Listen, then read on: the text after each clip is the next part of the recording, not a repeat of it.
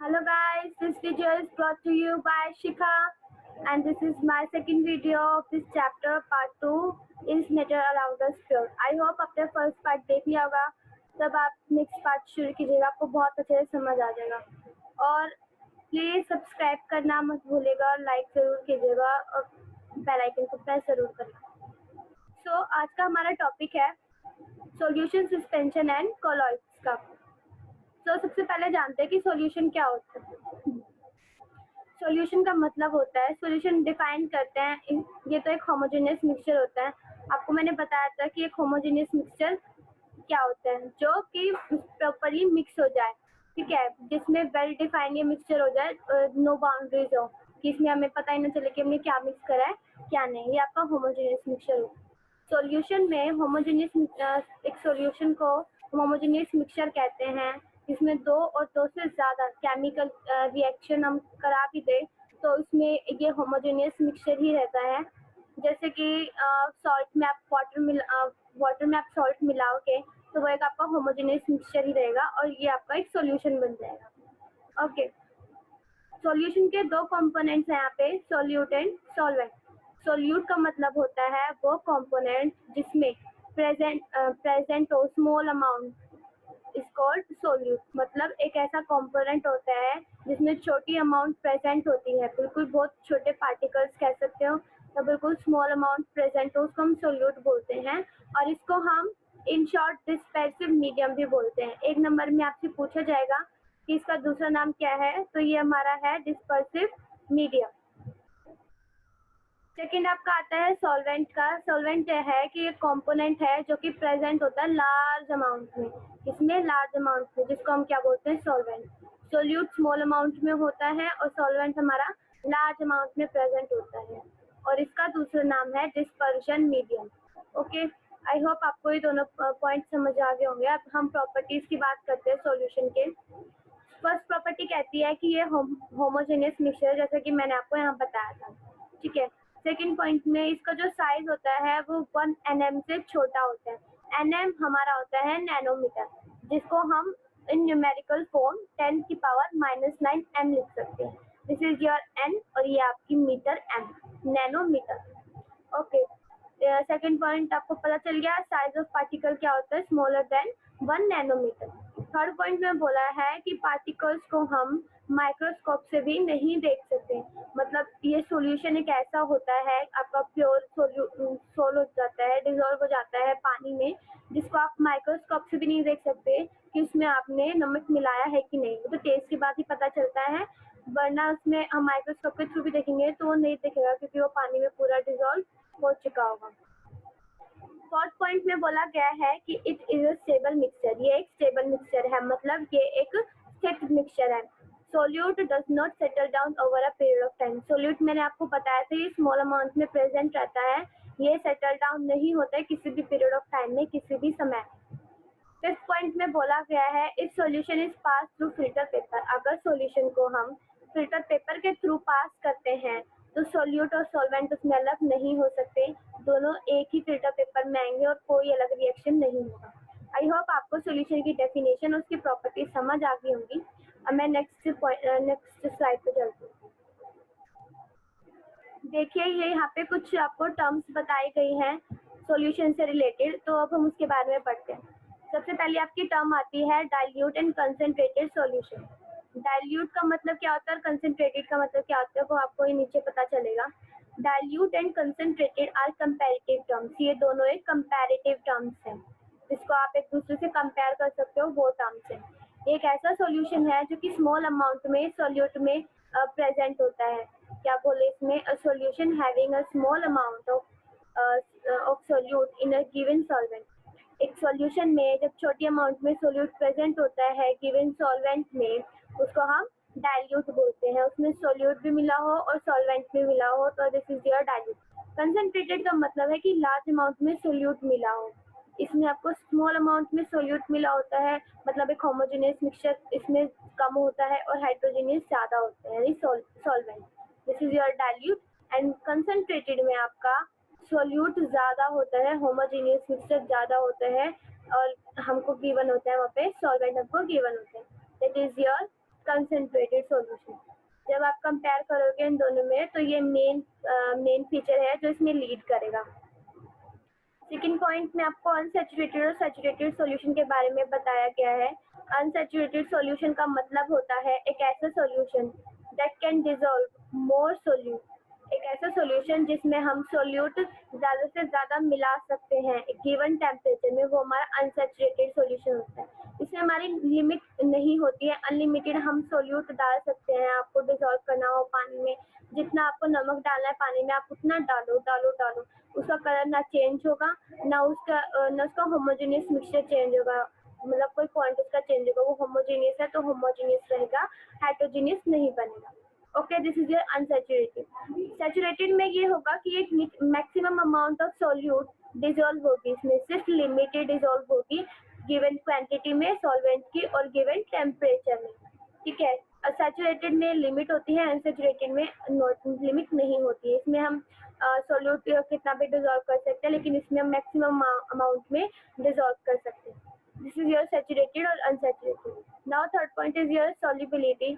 Solubility का मतलब होता है ये एक मैक्सिमम अमाउंट है सोल्यूट की that can be dissolve in 100 gram of solvent. इसका मतलब ये है कि एक मैक्सिमम सॉल्यूट है वो आपको मैक्सिमम अमाउंट में दे रखा है, जिसको हम एक सिर्फ 100 ग्राम सॉल्वेंट में ही डिसॉल्व कर सकते हैं, उससे ज़्यादा डिसॉल्व नहीं कर सकते। That is your solubility. एक लिमिट दे रखी है, 100 ग्राम ऑफ सॉल्वेंट में आप इसको मिक्स कर पाओगे, that is your solubility of that solute in that solvent at a particular temperature। solute जो है आप एक particular temperature पे जो है डाल सकते हो।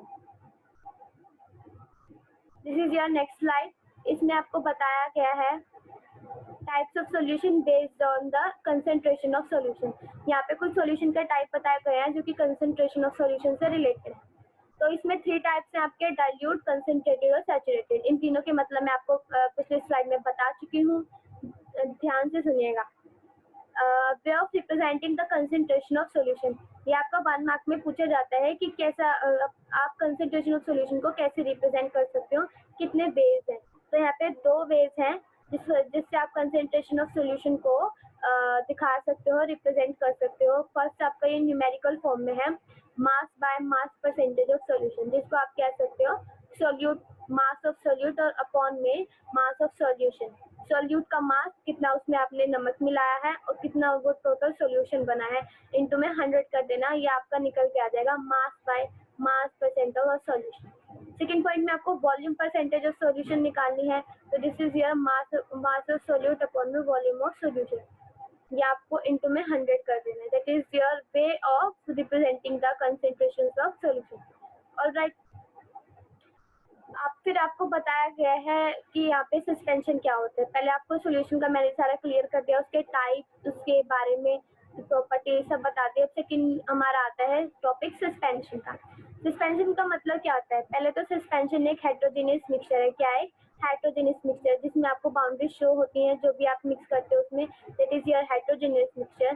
तो एक सस्पेंशन एक हेटेरोजेनियस मिक्सचर है इन विच सोल्यूट के पार्टिकल्स डिसॉल्व नहीं होते but remain suspended throughout the bulk of medium, लेकिन फिर भी वो रह जाते हैं, इसमें मिक्स होते ही नहीं है, डिसॉल्व होते ही नहीं है। हेटेरोजेनियस मिक्सचर में पता भी नहीं चलता हमको, ये इसलिए एक हेटेरोजेनियस मिक्सचर है। इसके यहाँ पे कुछ प्रॉपर्टीज आपको गिवन है सस्पेंशन की। सबसे पहली प्रॉपर्टी आती है आपकी एक हेटेरोजेनियस मिक्सचर। सेकेंड पॉइंट, इसका जो साइज होता है 100 नैनोमीटर से बड़ा होता है, ग्रेटर होता है। Third point, particles can be seen by naked eye. Suspension में एक हेटेरोजेनियस मिक्सचर होता है, एक मिलावटी मिक्सचर होता है जो आपको अपने नेक्ड आई से दिख सकता है।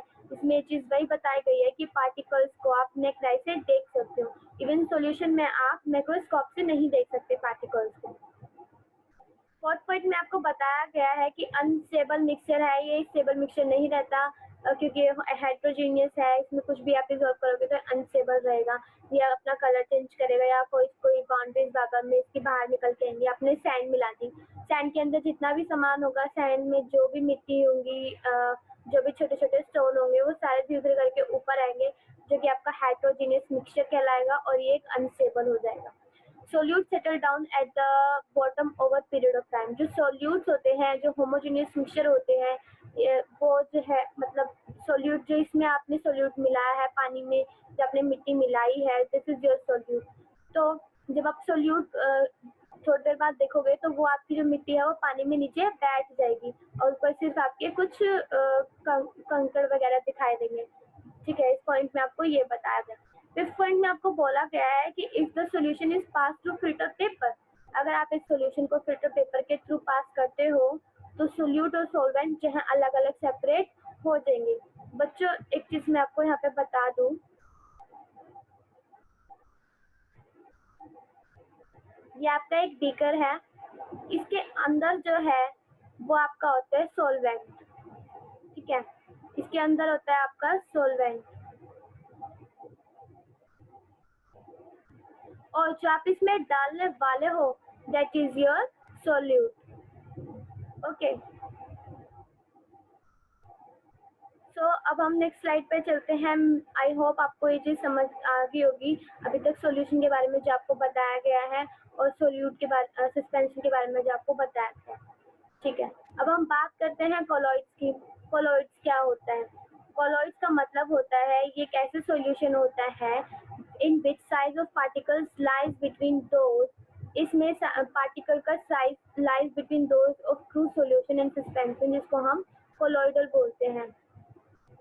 इसमें आपको बताया गया है, तो इसमें आपको बताया गया है कि solution in which the size of particle, जो पार्टिकल्स के साइज होते हैं वो लाइज करते हैं ट्रू सॉल्यूशन के बीच में और सस्पेंशन के बीच में, जिसको हम क्या बोलते हैं? कोलॉइडल सॉल्यूशन बोलते हैं, सिंपली कोलॉइड्स बोलते हैं। कोलॉइड्स का मतलब होता है आपस में टकराना। ओके, एक पार्टिकल का दूसरे पार्टिकल से आपस में टकराना, that is your colloid.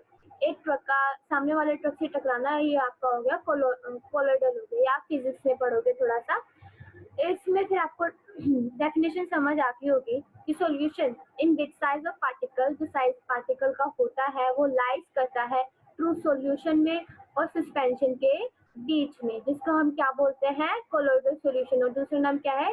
Simply colloids. इसमें आपको कुछ प्रॉपर्टीज दी गई है कोलॉइड्स की। पहली प्रॉपर्टी में आपको बताया गया है कि ये भी एक हेटेरोजेनियस मिक्सचर है।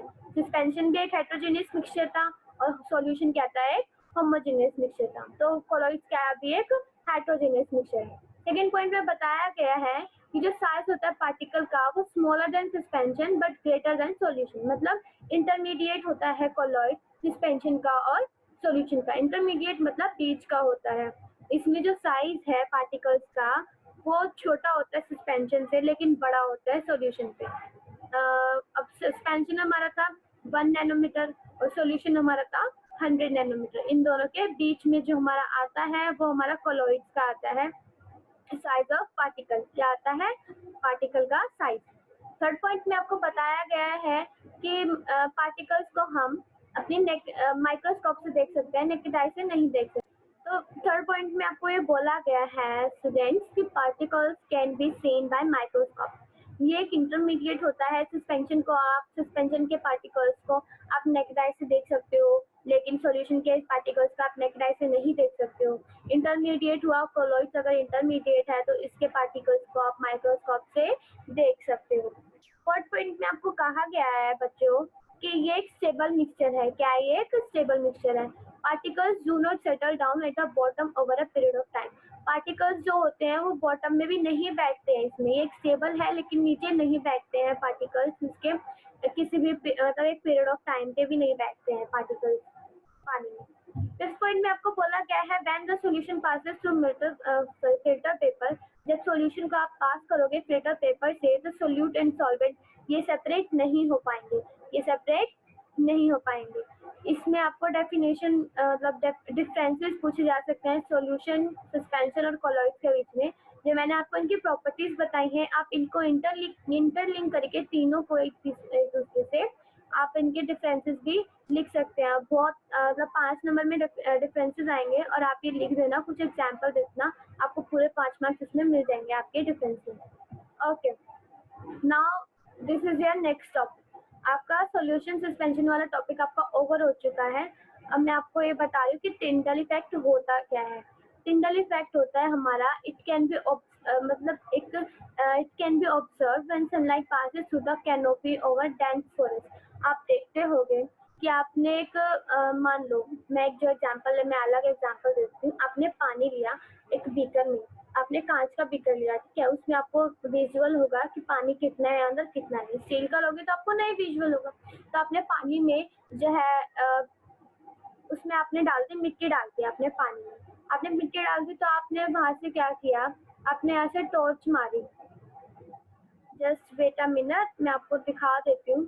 ये आपने एक बीकर लिया, ओके, इसमें आपने अपनी सैंड भरी हुई है, यहाँ से आपने टॉर्च मारी, ओके, टॉर्च मारी यहाँ से आपने। तो ये जो मिट्टी है, इसमें जो मिट्टी है, इसमें बहुत कम ऐसे पार्टिकल होंगे जो उस टॉर्च की लाइट को उस तरफ जाने दे।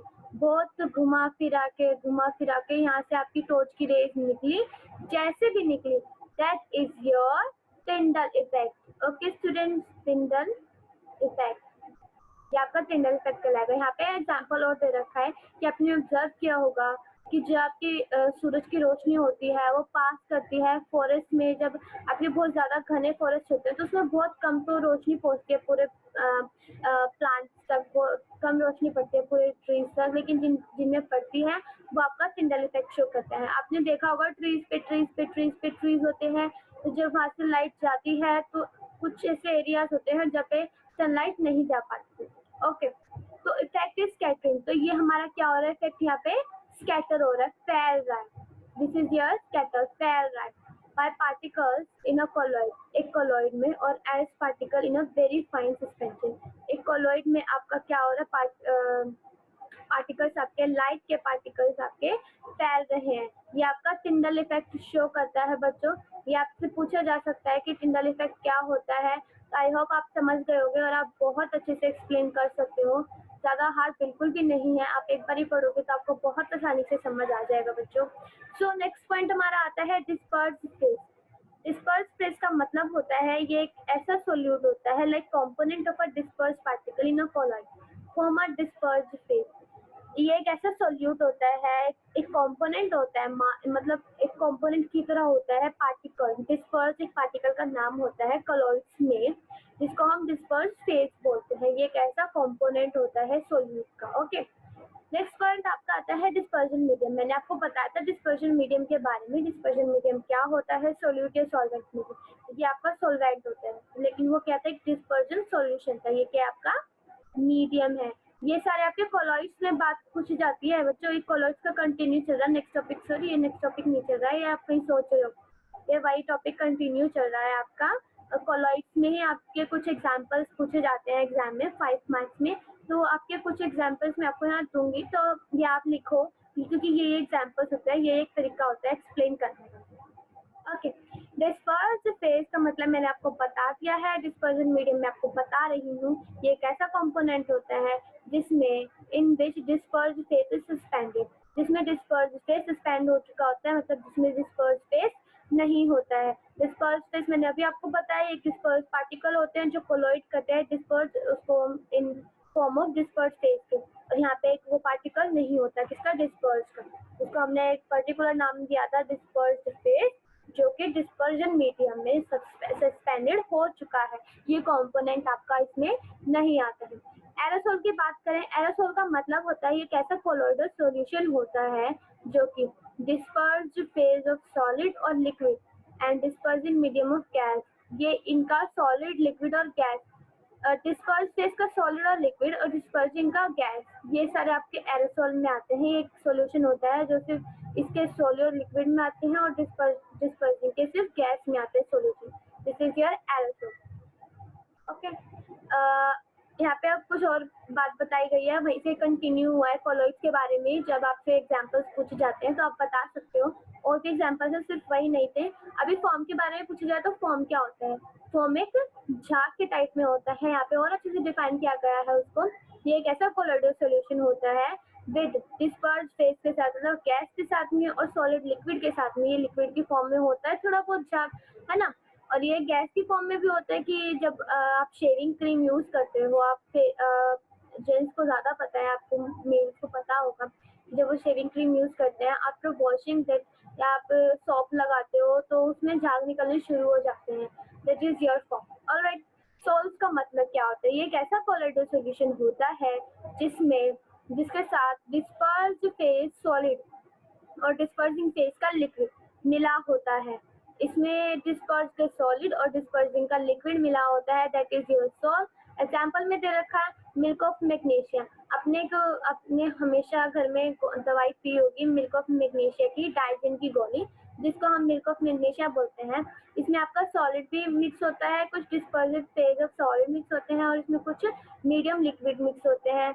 और आपने मड देखी होगी, मड, उसमें भी ये चीज होता है, ये सोल होता है मड। ओके, तो फिर आपका आता है अगला point, that is your gels and emulsion. अब ये क्या होता है? जेल्स का मतलब होता है जो आप जेल यूज करते हो हेयर में, आपके अपने हेयर में यूज करते हो, बहुत सारे बॉयज जनरली यूज करते हैं जेल अपने हेयर में।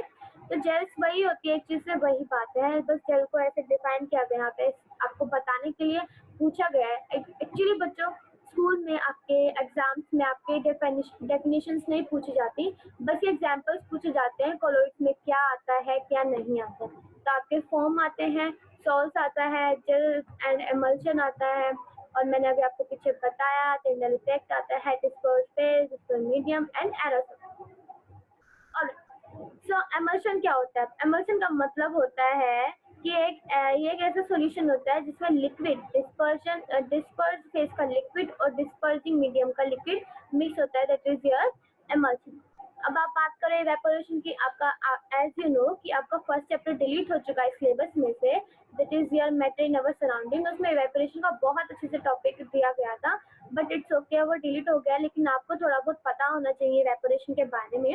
तो मैंने आपको यहाँ थोड़ा डिटेल में थोड़ा सा बताया हुआ है, डिटेल में डेफिनेशन के साथ में, कि इवेपोरेशन क्या होता है। एक ऐसा प्रोसेस होता है जो पानी को गैस में, वाटर वेपर में कन्वर्ट करता है। आपने देखा होगा जब भी आप पानी गर्म करते हो, आपने उसमें प्लेट रख दी, आपने स्पीकर लिया, उसमें आपने पानी गर्म किया, उसके ऊपर आपने प्लेट रख दी, थोड़ी देर बाद आप देखते हो कि उस प्लेट पे जो है बूंदे बूंदे बूंदे आने शुरू हो जाते हैं, that is your water vapour. जो पानी को किस में कन्वर्ट कर देते हैं? भाप में कन्वर्ट कर देते हैं, वो आपका इवेपोरेशन कहलाता है। ऑलराइट स्टूडेंट, ये एक वोलेटाइल कंपोनेंट होता है, ये एक सॉल्वेंट होता है, ये सेपरेट करने में यूज होता है नॉन वोलेटाइल सॉल्यूट को, ये अलग अलग करने में यूज आता है। पानी, अगर मान लो आपने पानी लिया, पानी में आपने सैंड डाली, ठीक है, आपको ये दोनों अलग अलग करने हैं, तो आप उसको इवेपोरेट करने की कोशिश करोगे, जिससे पानी तो आपको वाटर वेपर्स के थ्रू ऊपर चला जाएगा, इवेपोरेट हो जाएगा, लेकिन जब आपकी सैंड्स रह जाएंगी तो ये आपको इवेपोरेशन क्या करता है? इनको सेपरेट करने में हेल्प करता है। Thank you students for watching my videos, and this is my part 2, and एक पार्ट और बचा है, पार्ट 3, उसमें आपका ये चैप्टर पूरा क्लियर हो जाएगा। आई होप आप बहुत अच्छे से पढ़ रहे होंगे, आपको बहुत अच्छे से समझ आ रहा होगा।